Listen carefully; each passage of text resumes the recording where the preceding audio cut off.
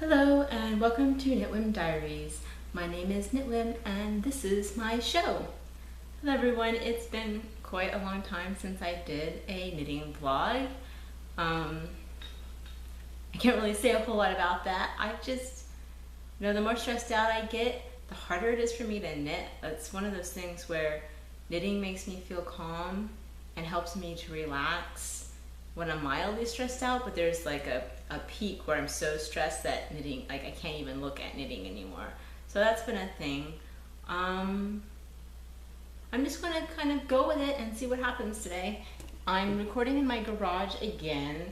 That's one of the biggest kind of craft related updates for me. Is for a long time, my garage, which I had been using as a craft room and as a place to dye fiber, had been kind of turned into a storage facility and I couldn't use it. So now I'm back. It's kind of hot today. I had to open the garage door because it just felt like I wasn't getting any fresh air and I couldn't breathe, but it's still kind of hot. So moving right into finished objects. I finished this project a gazillion years ago, but it's still listed as a work in progress on Ravelry because I'm not happy with the way it turned out. So the project is Joe's Pride Hooded Shawl by Sylvia Harding, and I did it in Dream and Color Smushy in the worn nickel colorway, and you can just see it's this huge lace capelet. And I even bought, I think I had them with me, I even bought like really pretty shawl clasps to use with it, but because I plan on ripping part of it out, I haven't sewn them on yet. So I got two different ones. Either these or these. I haven't decided which ones I'm going to use yet, but let me just show you. This whole thing is the hood, and it's the wrong shape. That's basically the crux of the problem. I'm just going to put this on. Yeah, the hood just kind of just sits there weirdly. Like it's like this limp thing. Yeah, see how like nasty that looks? It's gross. So I don't like the hood, so I'm gonna have to undo the whole hood and figure out some math thing. Oh, sorry. But you can see the lace capelet itself is very gorgeous. And it's very long. I don't know if I can even walk away far enough so that you can see the full body length.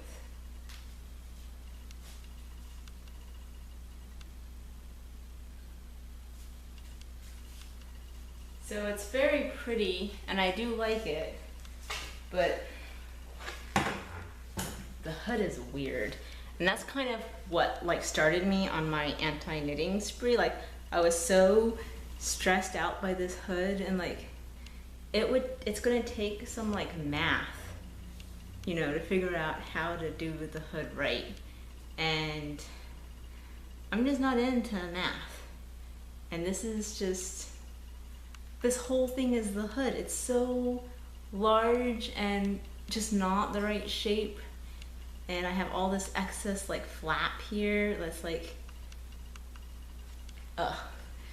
so yeah, so I felt really, I guess, demotivated because it turned out so poorly, and I was really excited about the pattern and I put a lot of time and effort into it, and then to have it turn out so disappointing. And it's not unfixable, but I just don't have the mental capacity to figure out, like I have to frog it first, which, ick. And then I have to figure out some math thing to make the hood the right shape. And I don't even know where to start on that. So I kind of stopped knitting after that. I was so done. Normally, a normal person would just knit something else. But I was just, every time I saw knitting, it just reminded me of the shawl, and I would just get angry. It's been a while now, so I'm over it. I moved on. My self-worth is not invested in that project anymore, but it hurt. So finished object the second, Mando Bug has been revamping some of her free crochet patterns, and she mentioned on her last podcast that she was looking for test knitters. And seeing as I'm kind of easing myself back into crafting, and I wanted something like easy and that I would probably get correct on my first try, I immediately like snapped that up. The first pattern, or the pattern that I did is it's a 3 stripes kids beanie by Manobug, and I've done 2 of the 4 sizes so far, and I'm going to do the other 2 sizes. I just did these in a day. So the first size is a newborn size, and it's very small. The circumference of the hat is 12 inches. So you can see, I can't imagine a newborn being this small. This just looks tiny to me. But it's really cute, and it's just, you know, very basic double crochet with a single crochet like stripe 3 times. And so I really like when she updated her pattern, she added instructions for how to get gauge for a crochet, which is really important for me. In knitting, like, I've never seen a knitting pattern that didn't have gauge information. It's just kind of standard. You have to have it in order to do a knitting pattern, but it's really common for crochet to not include that. And I struggle to get stuff to come out the right size doing a lot of the free crochet patterns that are out there. So I really like that she added the gauge in, so I managed to get exactly the right size hat. So that was good. And then the second one is, I've got all this stuff on my skirt. The second one is the baby size, which is only slightly bigger. I don't remember off the top of my head what this circumference for this one is, but you can see the size difference. So cute! So there are 2 more larger sizes, which I'm going to do, and they're going to be these same colors because I'm just using a bunch of leftover acrylic that I have in my stash. Actually, I think this is actually wool, but it's less nice wool. So, and I used the eye hook, which was the size crochet hook recommended for the pattern. So I really enjoyed it. It took me a day of watching the Olympics and not doing anything to do these 2 hats. And I definitely wasn't doing them the whole time. Like, I would get distracted and go do something else and be like, oh yeah, I have a hat to do. So, works in progress.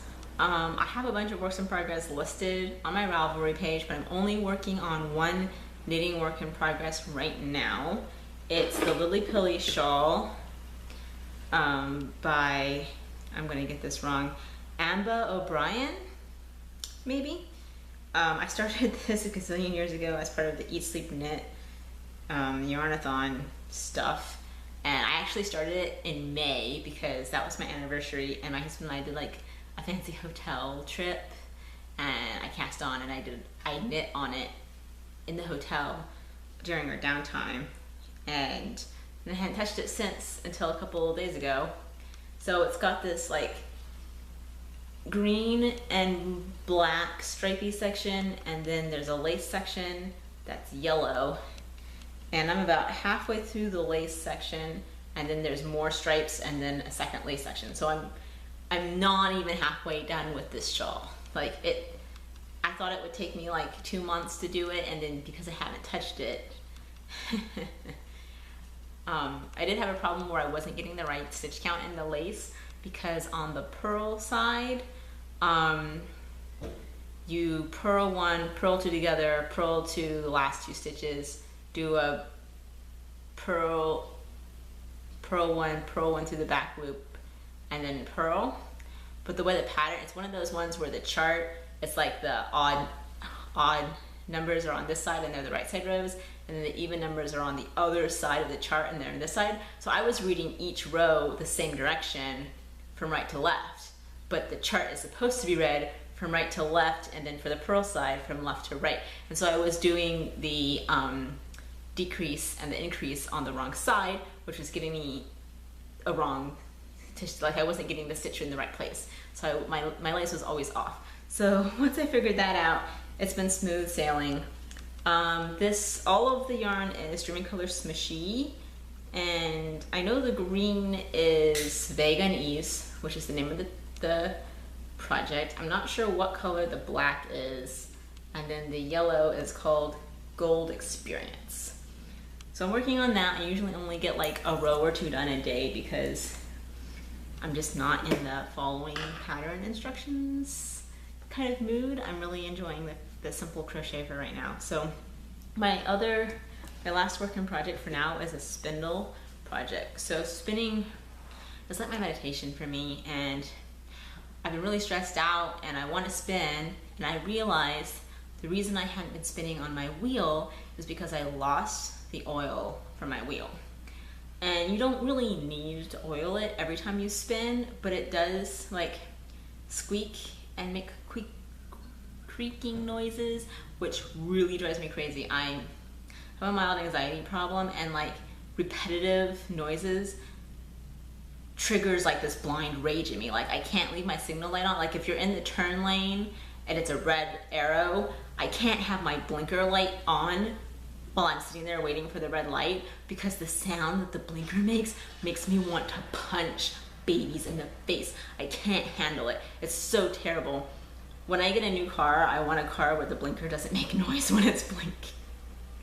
So the same thing with my wheel. Like I couldn't spin on my wheel because it was making this repetitive squeak noise, and I didn't have my oil can. And the moment I realized that that's why I wasn't spinning, I bought a new one, and it came in the mail like 2 days ago. I just went ahead and just bought the basic spinning wheel oil from Knit Picks because I like Knit Picks, and I was very good, and I didn't buy anything else because I'm on a super budget right now. So you know, it's just basic can with oil in it. I know you can buy these at craft stores, and I know you can buy the oil at craft stores, but I wasn't sure what kind of oil to get, and that would involve research, and I'm just not in the headspace for research. So I was just like, you know what, I'll buy it off Knit Picks, no big deal. So I have this, and normally Sunday, Monday, Tuesday are my days off, but I had a random watch on Monday, so hopefully either today or tomorrow I'll actually get my wheel out and spin on it for the first time. But in the meantime, when I realized why I hadn't been spinning on my wheel, I was like, well, spindle spinning is still relaxing and it's still meditation. So I pulled out one of my old spindle projects, and I've been working on this in the meantime. This is, the tip is super pointy, so I keep a cork on it when it's in storage. But this is one of the acrylic spindles from Hip Strings, and this one's a little dragon. It's like a Chinese style dragon. I don't know if you can see that in the ruby color. And the fiber is also from Hip Strings, and it's cotton. Hip Strings is one of the only people who does like brightly dyed, like gorgeous cotton. And I got this little sample of the cotton from her just to practice spinning, and I felt like if I did well at it, I would buy it in bigger quantities the same color. For some reason, I wanted to do, when I started this like a year ago, I wanted to do a worsted weight cotton, and for some reason I thought it would be a good idea to spin a 3-ply worsted weight cotton, which, looking back on that decision, it was a stupid decision. Cotton likes to be spun thin, and it's really hard to get like even cotton the thicker you try to spin it. And so I feel like next time I spin worsted weight cotton, I will do like a 6 or an 8-ply instead of trying to get 3 plies. But I'm still working on the first ply, and I'm just spinning it for fun, so I'm not being too picky, and I'm not even trying to be consistent, so it's a little thick and thin. The color is really good, the fiber prep, you know, she's just amazing. I love the way she does her fiber, and it's all these purpley colors, so it makes me happy. So that's great. Oh, Knit Picks. I love Knit Picks. So when they send you your stuff in the mail, they send all this advertisements, and they send these little cards. And I know the last time I got one in the mail, it had like a knitter confession thing and a hashtag for Instagram, and this one doesn't. It has like this rainbow, like knit the rainbow kind of thing, which makes me want to buy all the colors because I love the rainbow.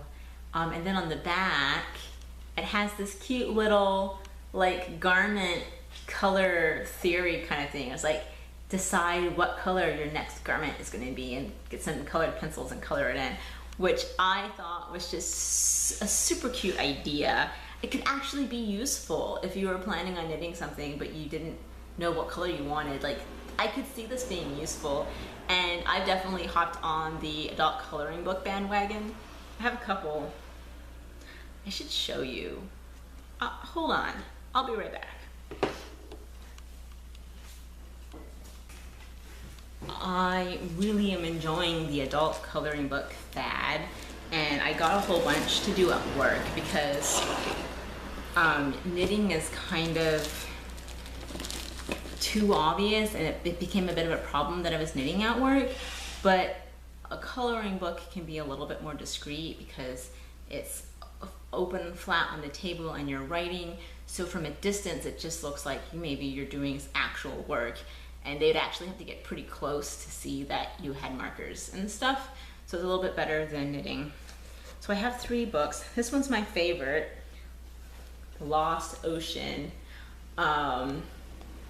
And I love this one. I haven't colored very much of it because I got like some pencils and some markers, and the markers only had like, you know, 5 colors, so there wasn't enough color variation. And the pencils, I struggle with pencils. Like, I can't do the shading right, and like it looks grainy to me, like the color doesn't go on evenly. Like, here's an example. These 2 right here, those are with pencil, and I just don't like the way it looks. It feels dirty and unfinished to me. And so when my mother was here, she's like, well, I use Sharpies. So I got this giant pack of Sharpie markers, and because it comes in all these colors, and that's what I really wanted, like all of these shades. But, and let me see if I can find I did a test. I started coloring these. Aren't they pretty? I did these with those markers, and I just think that looks so much better than the pencils. I enjoyed it better. The problem is that they soak through the page, so it makes the other page completely unusable. So I kind of put this book on hold because, like, I don't like using the pencils, but obviously I can't use the marker. I used it on that one specifically because I knew the other page was going to be too busy and I would never want to color it. But then I started trying to color the other side with pencil, and I just don't like the way it looks. Like, it's really, so I'm in the market for markers that can be used on coloring books and don't bleed through and come in a ginormous number of shades. So if you know what markers that are, if you have recommendations for good markers for coloring books that are double-sided, let me know, because I am in the market. In the meantime, because of that, I don't want to spend a whole lot of money buying like a bunch of different markers and trying them out. So I looked for coloring books specifically that didn't have a picture on the opposite side, so that using the markers wouldn't be a problem. So this is, I'm a cat person, I have 3 cats, so this is Stressless Coloring Cat Edition, and it's got all of these amazing cat motifs in it. So this is the only one that I've done so far. I only do these at work, so I don't get like a whole lot of progress. And I didn't finish it, but you can see it's got some really great, like, just, it's a cat silhouette, but then it's got all this great stuff in there. I really love it. And the one that I've been doing at work most is this Viva Color Japan, because it's so tiny and discreet. And the pictures are very, like, simple, basic. Literally, it's just about the meditating and the coloring and not really about skill or interest level.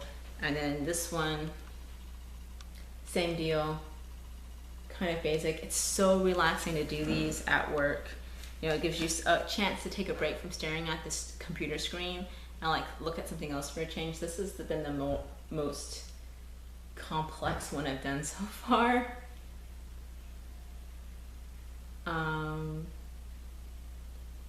And then the one I'm working on right now is just these fans. It's just all the colors. So I've been really enjoying that. That's what I've been doing. I'm gonna stop here and yeah, hopefully I'll get back into this whole recording thing. I just remembered, my one last work in progress is definitely my craft. Yeah, so it's still organized wise, it's still a work in progress, and my dyeing station is kind of a wreck, but I'm in progress, I'm almost there, and then we'll get some good work done. So fingers crossed. I hope you enjoyed this kind of scatterbrained video, and I'll see you when I see you. Bye.